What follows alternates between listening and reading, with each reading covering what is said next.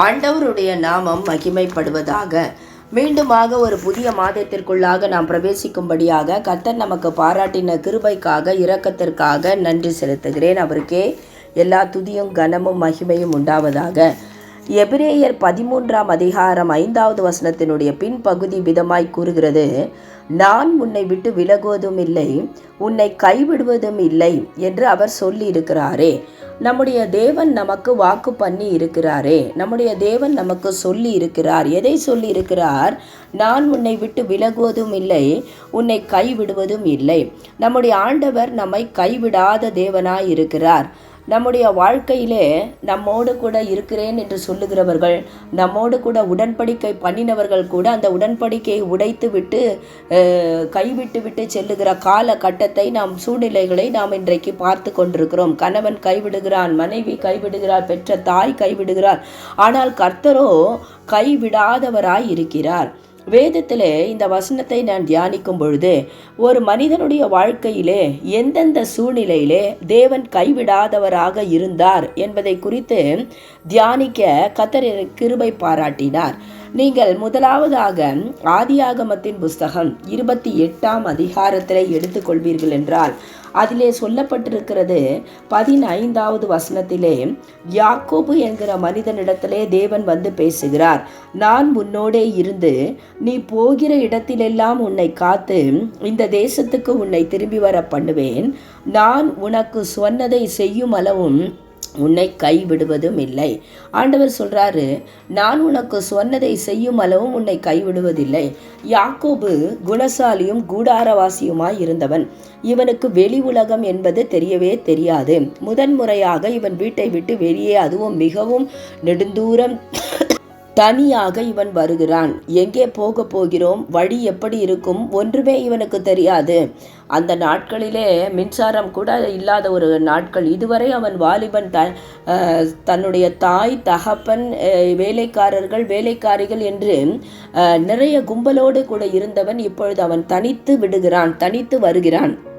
அந்த பயங்கரமான இருட்டு நேரத்திலே அவன் படுத்துக்கொண்டு நித்திரை செய்யும் பொழுது கர்த்தர் அவனோடே கூட பேசுகிறார். அவனை குறித்து வாக்குத்தத்தம் பண்ணுகிறார். அவன் சந்ததியை குறித்து வாக்குத்தத்தம் பண்ணுகிறார். வாக்குத்தத்தம் பண்ணிவிட்டு அவர் முடிவிலே சொல்லுகிறார், நான் இதையெல்லாம் உனக்கு செய்து முடிக்கும் அளவும் நான் உன்னை கைவிடுவதில்லை. நம்முடைய வாழ்க்கையிலையும் தேவன் சொல்ல காரியங்கள் நிறைவேறுவதற்கு இன்னும் காலம் இருக்கலாம். நீங்கள் ஒருவேளை போகிற பாதைகள் கடினமான ஒரு பாதையாக, தனிமையின் பாதையாக, பயங்கரமான சூழ்நிலையாக இருக்கலாம். இந்த பாதை உனக்கு இதுவரை அனுபவம் இல்லாத ஒரு பாதை, இதுவரை நீ பயணித்திராத ஒரு பாதையிலே நீ தனித்து போய் கொண்டிருக்கலாம். ஆனால் கர்த்தர் சொல்லுகிறார், நான் உன்னை கைவிடுவதில்லை. யாக்கோபு கனவிலும் நினைத்திருக்க மாட்டான் தனக்கு இப்படி ஒரு சூழ்நிலை வரும் என்று, இந்த ஒரு பயங்கரமான பாதையை நான் தனித்து கடக்க வேண்டும் என்று. ஆனால் கர்த்தர் சொல்கிறார், நான் உன்னோடே இருப்பேன், நீ போகிற இடத்திலெல்லாம் உன்னை காப்பேன், நீ எங்கே சென்றாலும் அந்த இடத்தின் பயங்கரங்கள் தாக்காதபடிக்கு உன்னை நான் காப்பேன். அது மாத்திரமல்ல, உன்னை கைவிடுவதில்லை. நம்முடைய வாழ்க்கையிலே கர்த்தர் சொன்னதை நிறைவேற்றுகிற வரைக்கும் நம்மை கைவிடவே மாட்டார். இன்றைக்கு நீங்கள் எந்த பாதையிலே அனுபவம் இல்லாத, பழக்கம் இல்லாத, தனித்து விடப்பட்ட நிலையிலே நீங்கள் பயணித்து கொண்டிருக்கிறீர்களா? உங்களை தேற்றும்படி தேவன் சொல்லுகிறார், நான் உன் கூட இருக்கிறேன், நான் உன்னை கைவிடவே மாட்டேன், நான் உன்னை கைவிடுவதில்லை, உன்னை விட்டு விலகுவதே இல்லை. இந்த பாதையிலே எத்தனை ஏமாற்றங்கள் வரலாம், இந்த பாதையிலே எத்தனை நெருக்கங்கள், வெயிலும் குளிரும் கடுமையான சூழ்நிலைகளும் உன்னை தாக்கினாலும் எல்லா சூழ்நிலைகளின் மத்தியிலும் கர்த்தர் கைவிடாதவராகவே இருக்கிறார். இரண்டாவதாக, நீங்கள் உபாகமத்தின் புஸ்தகம் 31ஆம் அதிகாரம் 6லிருந்து 8 வரை உள்ள வசனங்களை வாசித்தால் அங்கே ஆண்டவர் சொல்லுகிறார், மோசே தன்னுடைய ஊழியக்காரனை பார்த்து சொல்லுகிறார், நீ போ, கர்த்தர் உனக்கு முன்பாக போகிறார், அவர் உன்னை விட்டு விலகுவதும் இல்லை, உன்னை கைவிடுவதும் இல்லை என்கிற வார்த்தையை அவர் சொல்லுகிறார். காரணம், யோசுவா சந்திக்க, இந்த இஸ்ரவேல் ஜனங்கள் சந்திக்க வேண்டியது 7 ஜாதிகள், 31 ராஜாக்கள். ஒவ்வொரு ஆட்களும் மிகவும் பயங்கரமானவர்கள், நெடிய ஆட்கள். அங்கே இப்படிப்பட்ட நெடிய ஆட்கள், அந்த தேசம் பட்சிக்கிற இடமாக இருக்கக்கூடிய ஒரு இடம். அப்படியெல்லாம் ஒரு பயங்கரமான சூழ்நிலையை இவர்கள் சந்திக்க வேண்டும். ஆனால் தேவனுடைய மனிதன் தைரியப்படுத்துகிறான், நீ எழுந்து புறப்பட்டு போ, கர்த்தர் உனக்கு முன்பாக போகிறார், அவர் உன்னை விட்டு விலகுவதும் இல்லை, உன்னை கைவிடுவதும் இல்லை.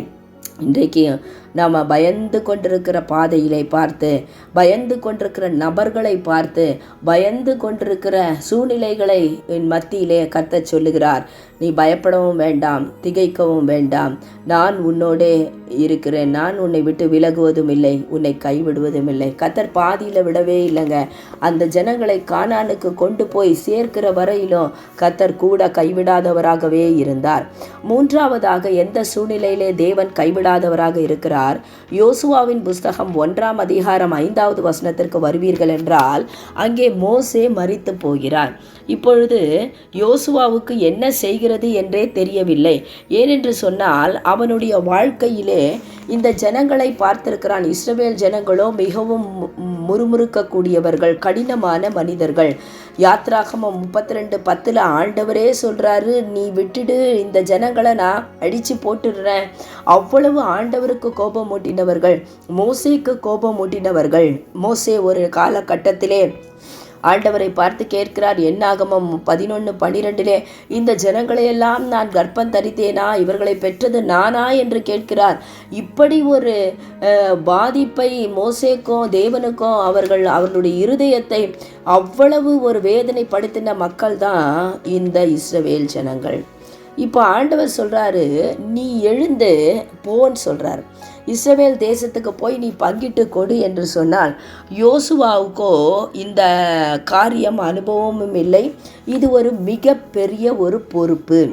இதுவரை அவன் செயல்படுத்தாத ஒரு பெரிய பொறுப்பு, தன்னந்தனியாக செயல்பட வேண்டும் என்ற நிலையிலே கர்த்தர் சொல்லுகிறார், நான் உன்னோட இருப்பேன், மோசேயோடு இருந்தது போல நான் உன்னோட இருப்பேன், உன்னை விட்டு நான் விலகுவதும் இல்லை, உன்னை கைவிடுவதும் இல்லை. என்னை கேட்டுக்கொண்டிருக்கிற தேவ ஜனமே, நீங்கள் ஒருவேளை இந்த மார்ச் மாதத்தில் மிகப்பெரிய பொறுப்புகள் அல்லது மிகப்பெரிய சவால்களை தனியாக சந்திக்க வேண்டிய சூழ்நிலையிலே தள்ளப்பட்டிருக்கலாம். இதுவரை இப்படிப்பட்ட பொறுப்புகள் உங்களுடைய கரத்திலே கொடுக்கப்படாமல் திடீரென்று அந்த பொறுப்புகள் உங்களிடத்திலே வந்திருக்கலாம். இவற்றை நீங்கள் எப்படி, அதுவும் நெடிய ஆட்கள், பயங்கரமான ஆட்கள், கடின இருதயமுள்ள மக்கள் மத்தியிலே இந்த பொறுப்பை எப்படி நிறைவேற்றப் போகிறீர்கள் என்கிற ஒரு தயக்கமும் ஒரு பயமும் உங்களுக்கு இருக்கலாம். கர்த்தர் உங்களை பார்த்து நேரடியாக சொல்லுகிறார், நான் உன்னோடு கூட இருப்பேன், நான் உன்னை விட்டு விலகுவதும் இல்லை, உன்னை கைவிடுவதும் இல்லை. அது பணி எவ்வளவு பெரிய பணியாக இருந்தாலும், எவ்வளவு பெரிய வேலையாக இருந்தாலும், எவ்வளவு கடினமான சூழ்நிலையாக இருந்தாலும், நான் ஆணையிட்ட தேசத்தை நீ இவர்களுக்கு பங்கிடுவாய். அப்படி என்றால் என்ன அர்த்தம்? உன்னை கொண்டுதான் நான் அந்த காரியத்தை செய்ய போகிறேன், உன்னை கொண்டுதான் நான் அந்த காரியத்தை நிறைவேற்றி முடிக்கப் போகிறேன், நான் உன்னோடு கூட இருப்பேன், உன்னை கைவிடுவதில்லை. கடைசியாக ஆண்டவர் எந்தெந்த சூழ்நிலையிலே கைவிடாதவராக இருந்தார் என்கிற 4வது சூழ்நிலையை நாம் பார்க்கலாம். 1 நாளாகமத்தின் புஸ்தகம் 28ஆம் அதிகாரம் 20வது வசனத்திலே அங்கே சாலமோன் குறித்து தாவீது சொல்லுகிறான். சாலமோனுடைய கரத்திலே ஒரு மிகப்பெரிய பணி கொடுக்கப்படுகிறது. அது என்ன பணி? தேவனுடைய ஆலயத்தை கட்டுகிறதான ஒரு வேலை. தேவனுடைய ஆலயத்தை சாலமோன் இப்பொழுதுதான் ராஜாவாகி இருக்கிறான். அவனுடைய வாழ்க்கையின் காரியங்கள் எல்லாம் முற்றிலும் வித்தியாசமானது. அவன் இப்பொழுது நிறைய சத்துருக்களை மேற்கொள்ள வேண்டும். இந்த வேளையிலே தேவனுடைய ஆலயம் என்று சொல்லுகிறது சாதாரண ஒரு காரியம் அல்ல. தாவீது சொல்லுகிறான், இந்த அதிகாரம் முழுவதையும் நீங்கள் வாசித்து பார்த்தால் எல்லாவற்றையும் அவன் மாதிரியை சொல்லிவிட்டு, இந்த மாதிரிகள் எல்லாம் ஆவியினாலே தாவீதுக்கு வெளிப்படுத்தப்பட்டது. இவன் எல்லாவற்றையும் சொல்லிவிட்டு இப்பொழுது அவன் சொல்லுகிறான், கர்த்தருடைய ஆலயத்தை கட்டுகிறதற்கான சகல கிரியைகளையும் நீ முடித்து தீரும் மட்டும் அவர் உன்னை விட்டு விலகவும் மாட்டார், உன்னை கைவிடவும் மாட்டார் என்று 1 நாளாகமம் 28:20 சொல்லுகிறார். அதன்படியே சாலமோன் அந்த ஆலயத்தை மகிமையாய் கட்டி முடித்தான். இந்த ஆலயத்தினுடைய வரைபடம் சாலமோனுக்கு கொடுக்கப்படவில்லை, தாவீதுக்கு கொடுக்கப்பட்டது. தாவீது அதை சொல்லுகிறான். நல்ல ஆலயம் கட்டுவதற்கு பணம் தேவை, நிபுணர்கள் தேவை, தைரியம் வேண்டும், கொஞ்சம் கூட தவறு ஏற்பட்டு விடக்கூடாது. ஆனால் மனுஷ கண்களிலே தயவு, உதவிகள், ஒத்தாசைகள் தேவை. ஆனால் இப்பொழுது தாவீது சொல்லுகிறான், நீ கட்டி முடிக்கும் மட்டும் உன்னை விட்டு விலகுவதும் இல்லை, அவர் உன்னை கைவிடுவதும் இல்லை. என்னை கேட்டுக்கொண்டிருக்கிற தெய்வ ஜனமே, இன்னைக்கு உன்னுடைய தேவை பணமாக இருக்கலாம், உன்னுடைய தேவை நல்ல நிபுணரான ஆட்களாக இருக்கலாம், உன்னுடைய தேவை பொருட்களாக இருக்கலாம், அல்லது உன்னுடைய பிஸ்னஸில், உன்னுடைய வேலையிலே, உன்னுடைய ஊழியத்திலே உனக்கு என்ன தேவைப்படுகிறதோ கர்த்தர் அதை கொடுக்கிறது மாத்திரமல்ல, அந்த ஊழியத்தை, அந்த காரியத்தை நீ செய்து முடிக்கும் அளவும், அந்த கிரியையை முடிக்கும் அளவும் உன்னை கைவிடவே மாட்டார்.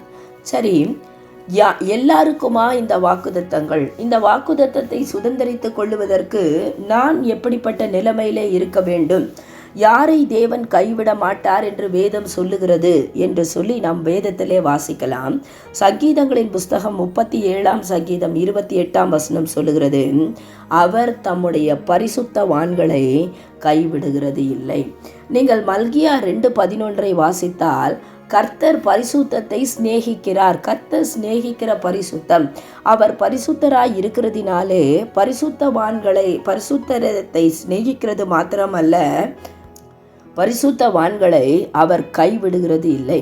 அவர்கள் என்றென்றைக்கும் காக்கப்படுவார்கள். ஆனால் நீங்கள் 73ஆம் சங்கீதம் 18ஆம் வசனத்தை வாசித்தால், துன்மார்க்கரையோ அவர் சறுக்கலான இடங்களிலே நிறுத்தி பாழான இடங்களிலே விழப்பண்ணுகிறார். ஒருவன் தன் வாழ்க்கையை அசுத்தத்திற்கு விலகி பரிசுத்தமாய் காத்து கொள்ளுவான் என்று சொன்னால், கர்த்தர் அவனை விட்டு விலகாமல் அவனோடே கூட இருப்பார். அவனை கைவிடாதபடிக்கு ஆண்டவர் காத்து கொள்ளுவார். நீங்கள் உபாகமம் 33:3 வாசித்தால், மெய்யாகவே அவர் ஜனங்களை சிநேகிக்கிறார், ஆனால் பரிசுத்தவான்களை தன்னுடைய கரத்திலே வைத்து பாதுகாக்கிறார். பரிசுத்த அந்நிய தேசத்திலும் தங்களுடைய பரிசுத்தத்தை காத்து கொண்ட வாலிபர்களை அக்கினி சூளைக்கும் சிங்க கெபிக்கும் கர்த்தர் தப்புவித்து காத்தார். அவர் அந்த சூழ்நிலையில் கைவிடவே இல்லை. நீங்கள் 37ஆம் சங்கீதம் 25ஆம் வசனத்தை வாசித்தால், நீதிமான் கைவிடப்பட்டதையும் அவன் சந்ததி அப்பத்துக்கு இறந்து திரிகிறதையும் நான் காணவில்லை என்று சொல்லப்பட்டிருக்கிறது. இரண்டாவதாக யாரை அவர் கைவிட மாட்டார்? சங்கீதம் 9:10 சொல்லுகிறது, உம்மை தேடுகிறவர்களை நீர் கைவிடுகிறதில்லை. ஒரு மனுஷன் கர்த்தரை உண்மையாய் தேடுவான் என்று சொன்னால், அதிகாலையிலே தேடுவான் என்று சொன்னால், அந்தி சந்தி மத்தியான வேளையிலே தேடுவான் என்று சொன்னால், கர்த்தர் அவனை கைவிடவே மாட்டார். நீங்கள் உதாரணத்திற்கு 2 நாளாகமம் 20ஆம் அதிகாரம் 3ஆம் வசனத்தை வாசித்தால், அங்கே யோசபாத்தை குறித்து சொல்லப்பட்டிருக்கிறது. அவனுக்கு விரோதமாக சத்துருக்கள் வந்தார்கள். யோசபாத் கர்த்தருக்கு பயந்து அவரை தேடுகிற ஒரு மனுஷன். அப்படி வந்த பொழுது அவன் என்ன செய்தான்? கர்த்தரை தேடுகிறதற்கு ஜனங்களை ஒன்று கூட்டினான். அவன் கர்த்தரை தேடினான். முடிவு மகிழ்ச்சியோடே தன் தேசத்திற்கு திரும்பி வந்தான். கொள்ளையோடே அவன் திரும்பி வந்தான். களிப்போடே அவன் திரும்பி வந்தான். நீங்கள் எஸ்ராவின் புஸ்தகம் 8ஆம் அதிகாரம் 21-22 வாசித்தால், தனக்கு தேவையான பாதுகாப்பை எஸ்ரா ராஜாவினிடத்திலே தேடவில்லை, கர்த்தரிடத்திலே தேடினான். கர்த்தரை தேடினான். முடிவு, அவனுக்கு தேவையான எல்லாவற்றையும் கர்த்தர் அவனுக்கு கொடுத்து கைவிடாதபடிக்கு அவனை பாதுகாத்து அதை அவனுக்கு வாய்க்கச் செய்தார். கர்த்தரை தேடுகிறவர்களுக்கோ ஒரு நன்மையும் குறைவுபடாது.